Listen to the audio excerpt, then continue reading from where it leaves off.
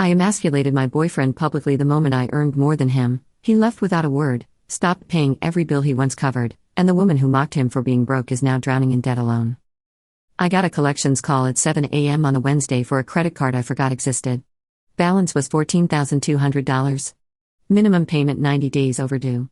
The woman on the phone said, "Would you like to set up a payment arrangement?" I said I'd call back. I didn't call back. I put the phone on the counter and stared at the ceiling fan in an apartment I can barely afford and tried to figure out how I got here. I know how I got here. I opened my mouth at a dinner party and the man who'd been quietly holding my life together for 4 years decided he'd heard enough. His name is Wesley. And if you're imagining some fragile ego guy who couldn't handle his girlfriend's success, you can stop. That's the story I told for 6 months after he left. She outturned him and his ego couldn't take it. That's what I told my friends. That's what I told my mother. That's what I told the mirror every morning while I was slowly drowning in bills he used to pay without being asked. The truth is uglier. The truth is I got a promotion and turned it into a weapon and used it to gut the man who spent 4 years making sure I never worried about a single thing. And he didn't yell. He didn't argue. He didn't slam a door. He just stopped. Everything. All at once. And left me standing in the middle of a life I couldn't afford because I never realized how much of it he was funding. Let me tell you about Wesley. Wesley worked as a logistics coordinator at a shipping company. Salary was around $52,000. Not flashy. Not impressive at dinner parties. Not the kind of number you brag about. He drove a Nissan Altima he bought used and maintained himself. He wore the same rotation of clothes for 3 years. He cut his own hair with clippers in the bathroom every 2 weeks. He packed lunch every single day. Turkey sandwich. Apple. Water bottle. Same thing. Monday through Friday. He was careful with money. Not cheap. Careful. There's a difference I didn't understand until he was gone. When we moved in together after year 1, he said, "Let me handle the rent. You cover groceries and your car. I'll take care of the rest." I said, "That's not fair. You'd be paying more." He said, "I make more right now. It makes sense. When that changes, we'll adjust." He paid rent. $1,850 a month. He paid electricity, water, internet, renter's insurance. He paid for dinner when we went out, which wasn't often because he preferred cooking at home. He cooked most nights. Not because I asked. Because he got home first and said it didn't make sense for both of us to be tired and hungry. He set up an automatic transfer into a joint savings account. $300 a month from his check. He said, "This is for emergencies. Or a house someday. Whichever comes first." He never talked about any of this. Never mentioned what he paid. Never itemized it. Never held it over me. Never said, "I cover the rent so you should do this." It was invisible. The way load-bearing walls are invisible. You don't see them. You just live inside the structure they hold up. And you assume the ceiling stays up on its own. I was making $41,000 when we moved in together. Account specialist at a mid-size ad agency. I covered groceries. My car payment. My student loans. My phone bill. That was my contribution. Everything else was Wesley. I didn't think about it. That's the honest truth. I didn't sit down and add up what he paid versus what I paid. I didn't calculate the difference. I just lived in a comfortable apartment with the lights on and the Wi-Fi working and dinner on the table and never once asked myself who was making that possible. Year 2. I got a raise. $47,000. I told Wesley. He said, "That's great, babe." Took me to dinner to celebrate. Paid the check. Year 3. Another raise. $53,000. Now I was making roughly what he made. I told Wesley. He said, "Amazing. You're catching up." He smiled when he said it. Not competitive. Proud. We were making the same money and he was still paying 70% of the bills. I didn't offer to restructure. He didn't ask. The arrangement continued because it worked and because Wesley never made me feel like I owed him anything. Year 4. The promotion. Director of Client Strategy. $78,000. Salary jumped $25,000 in one move. Biggest career moment of my life.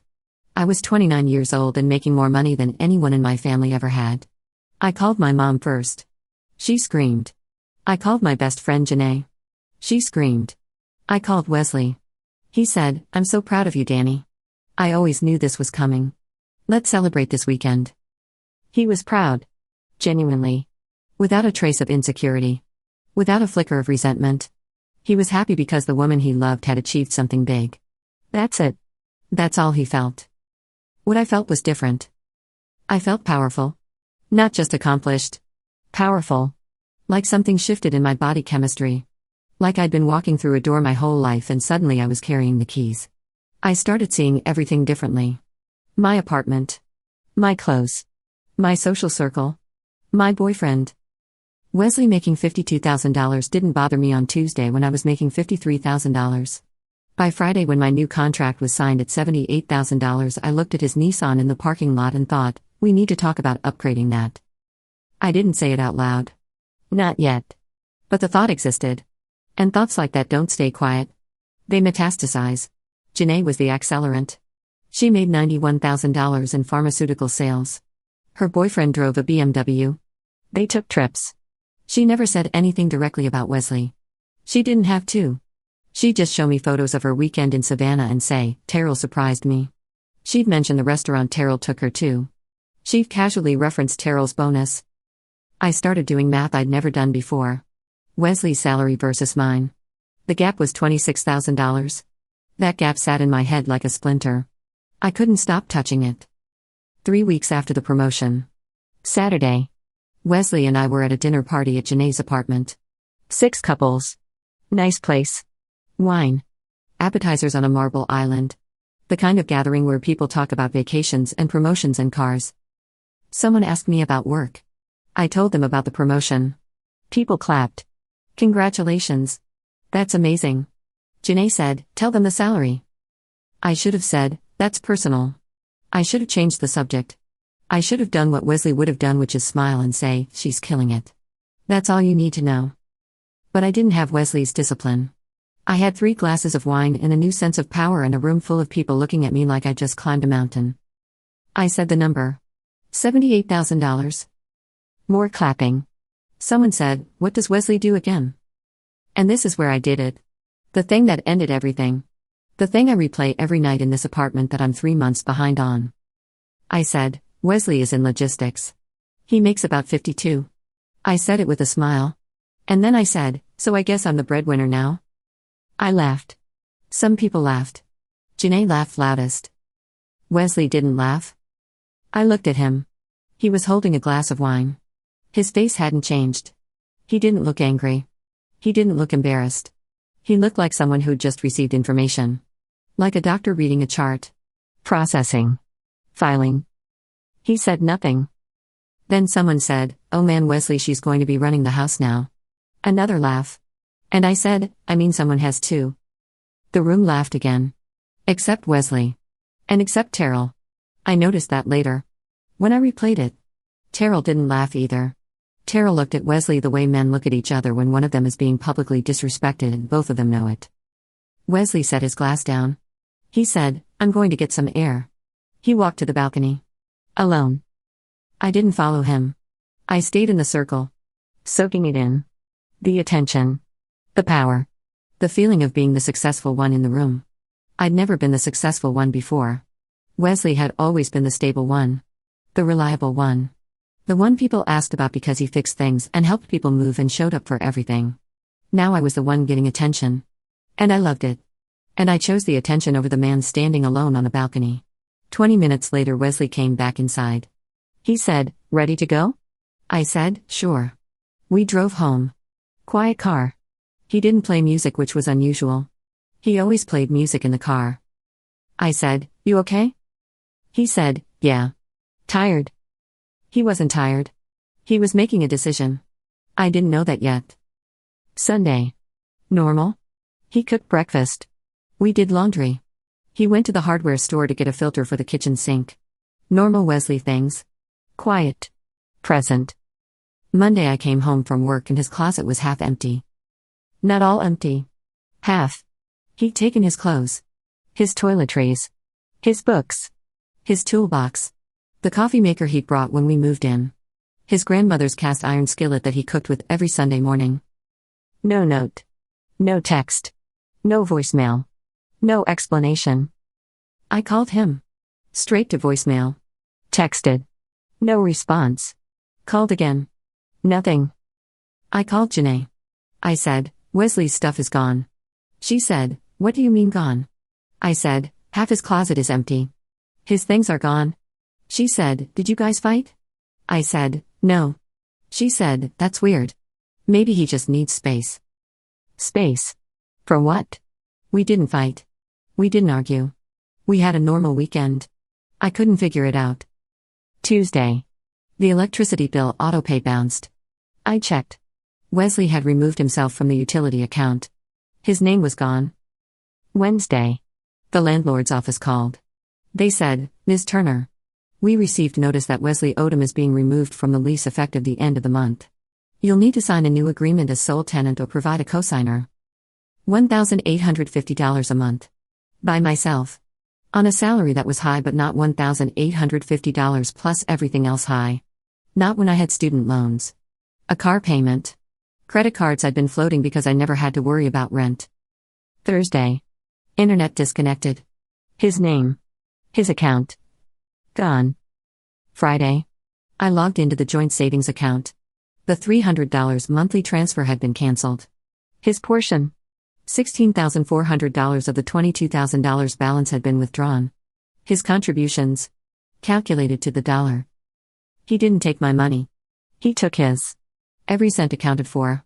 Every withdrawal matched to his deposits. Precise. Methodical. The way Wesley did everything. I sat on the couch in a suddenly expensive apartment with no internet and a pending electricity reconnection fee and realized something that should have been obvious from the start. I couldn't afford my own life. The life I'd been living for 4 years was Wesley's architecture. He built it. He maintained it. He funded it. And I lived in it and never once said thank you and then publicly announced to a room full of strangers that I was the breadwinner while he was standing right there. $78,000 sounds like a lot until you subtract $22,800 in annual rent. $3,600 in utilities. $600 in renter's insurance. $6,000 in groceries Wesley used to split generously toward his side. $2,400 in dinners he covered. $3,600 he put into savings. Wesley was quietly spending over $39,000 a year on our shared life. Almost his entire take-home. For me. For us. And I stood in a room full of people and said, I guess I'm the breadwinner now. About a man who was spending every dollar he earned to make sure I was comfortable. I tried calling him for 2 weeks. Nothing. Voicemail was full by day 4. I drove to his buddy Corey's apartment because I knew they were close. Corey opened the door. Looked at me. Not hostile. Just blank. I said, is Wesley here? He said, no. I said, do you know where he is? He said, yeah. I said, can you tell me? He said, no. I said, Corey? Please. I just want to talk to him. Corey leaned on the door frame. He said, Danny. I'm going to say this once. Wesley called me Sunday morning after that dinner party. He told me what you said. He told me you announced his salary to a room full of people and called yourself the breadwinner. He said he sat on the balcony for 20 minutes and you didn't come check on him. Not once. I said, I didn't realize. Corey said, he cried on my couch. Wesley. The man who helped me move 3 times. Who drove my sister to the airport at 4 a.m. Who spent his Saturday fixing my garbage disposal. That man sat on my couch and said, she looked at me like I was less. In front of everyone. And she laughed. She laughed. Same words. Same wound. Same man who gives everything and gets mocked for it. Corey said, he's not coming back, Danny. He told me he can't be with someone who sees his value in dollars. He said he spent 4 years making sure you never stressed about money and you repaid him by turning his salary into a punchline at a dinner party. I said, it was a joke. Corey said, it wasn't funny. And you know it wasn't funny because you didn't make the joke when you were making less. You only made it when you were making more. That tells you everything about why you said it. That sentence. You only made the joke when you were making more. He was right. When Wesley earned more than me, I never once joked about it. Never once announced his salary. Never once said, I guess he's the breadwinner. Because when he was earning more it felt like security. When I was earning more it felt like power. And I weaponized it. Month 2 without Wesley. The bills started piling. Rent. Electricity. Internet. Renter's insurance. All on me. Plus my car. Plus my loans. Plus 2 credit cards I'd been minimum paying because I never had to worry about the big expenses. Now the big expenses were mine and the minimums weren't getting paid. $78,000 gross. After taxes, roughly $58,000 take home. Monthly, that's about $4,800. Rent, $1,850. Car payment, $420. Student loans, $380. Phone, $85. Insurance, $130. Utilities, $290. Internet, $75. Groceries, $500. Gas, $200. Credit card minimums, $340. Total, $4,270. Leaves $530 for everything else. Clothes. Toiletries. Any unexpected expense. Any emergency. Wesley had been absorbing $2,700 a month in shared costs. When that disappeared, my $78,000 salary became a survival budget. The breadwinner was broke. Month 3. I told Janae. She said, "Girl, just find a roommate." I said I didn't want a roommate. She said, "Then ask your mom." I said my mom lives in a 2-bedroom with my younger sister. There's no room. Janae said, he's kind of overreacting, right? It was just a joke.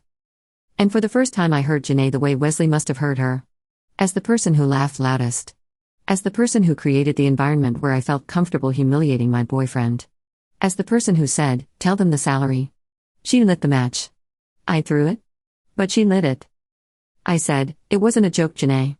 I told a room full of people that my boyfriend made less than me and acted like I'd won something. While he was standing right there. After he'd spent 4 years paying for the life I was bragging about. She got quiet. Then she said, "You were just celebrating." I said, "I was celebrating at his expense." Literally. I was standing in an apartment he paid for, wearing clothes I could afford because he covered every other bill, and I called myself the breadwinner. That's not celebration. That's delusion. She didn't know what to say.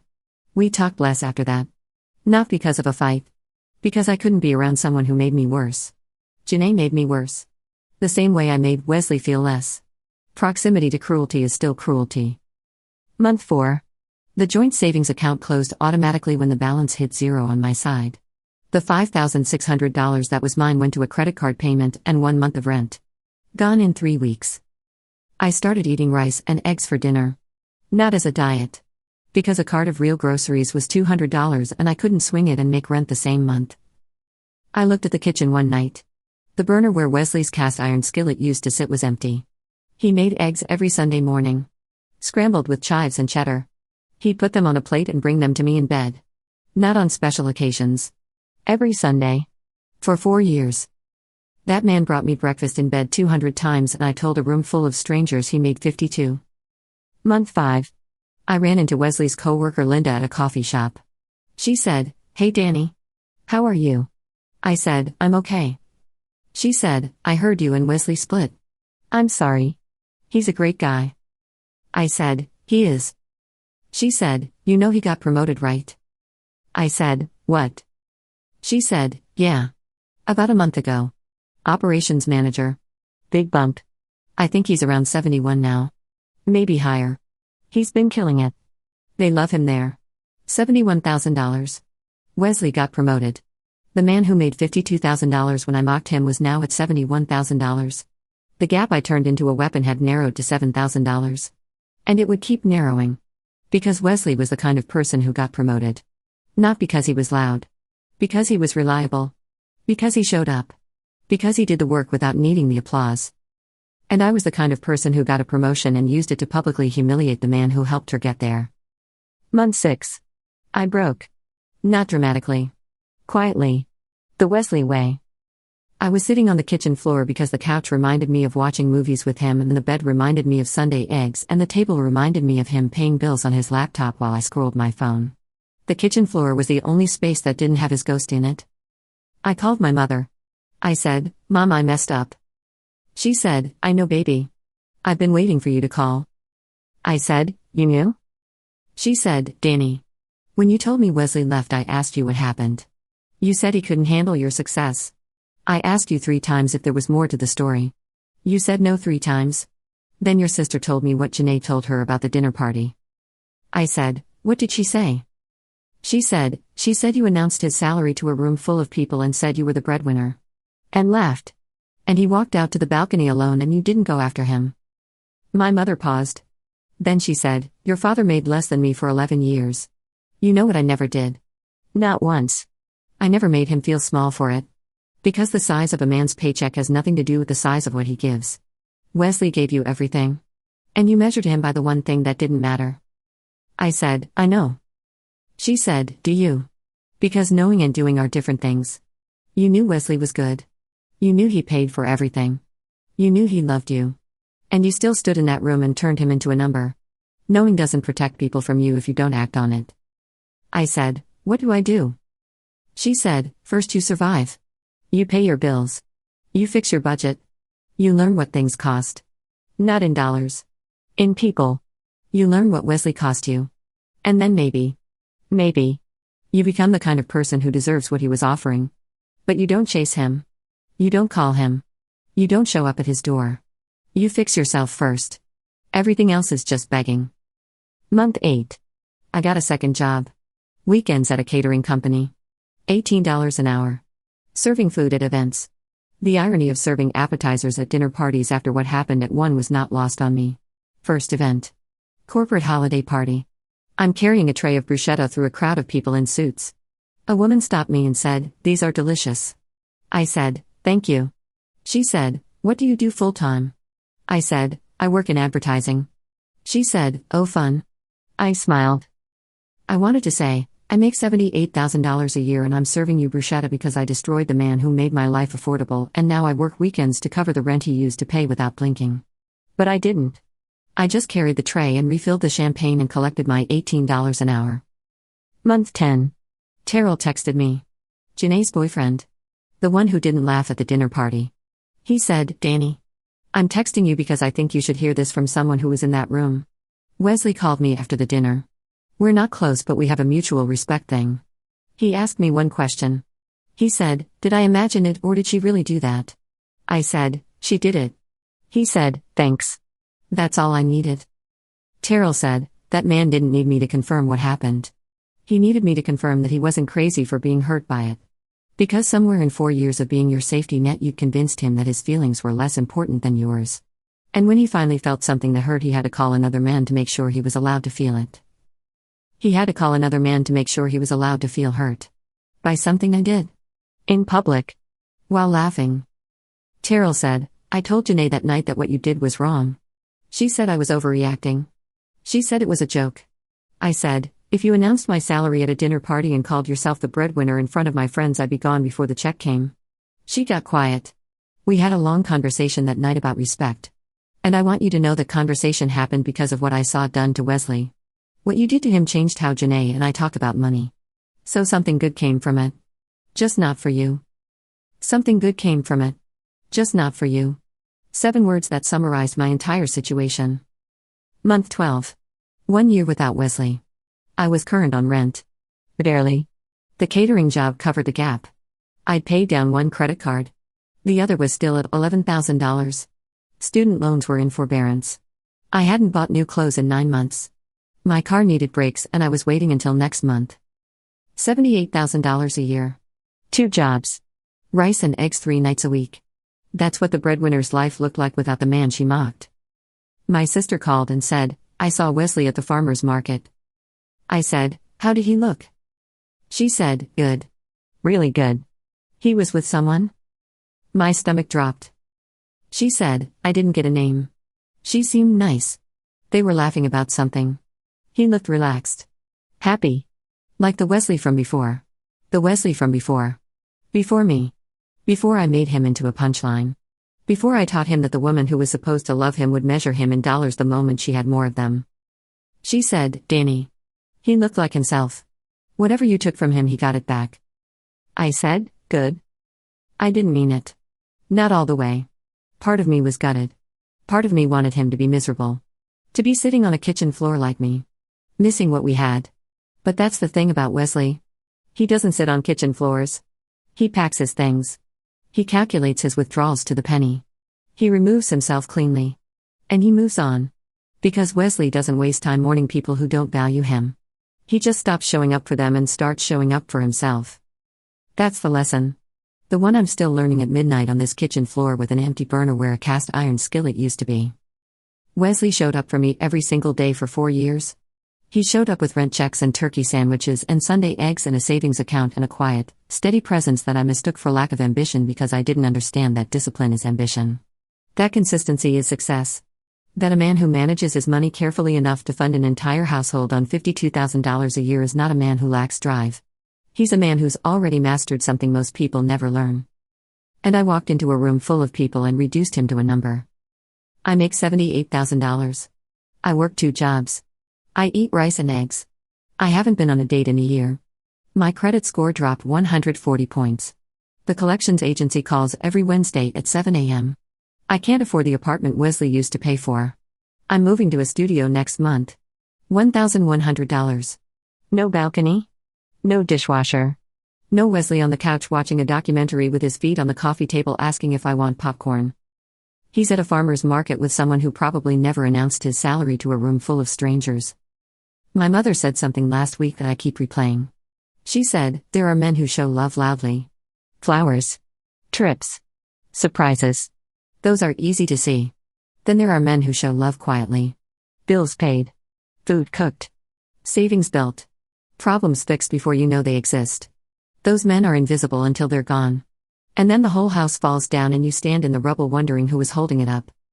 Wesley was holding it up. The whole time. And I couldn't see it because his love didn't make noise. It made structure.